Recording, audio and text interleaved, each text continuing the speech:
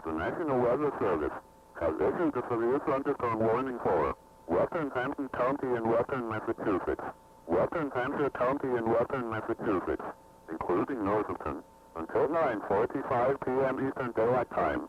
At 8:54 p.m. Eastern Daylight Time, National Weather Service Doppler radar indicated a severe thunderstorm 5 miles southwest of Chester, or about 18 miles southeast of Pittsfield, moving east at 40 miles an hour.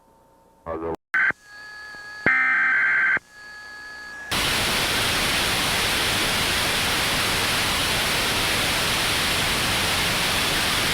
have myself a time. Friendly faces everywhere, humble folks without temptation. Going down south, I'm gonna leave my woes behind.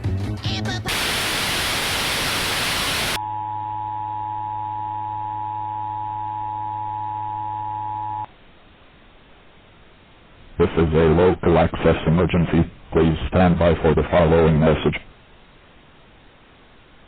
Reports show multiple blue creatures are attacking those in the city. This creature was discovered to not like light.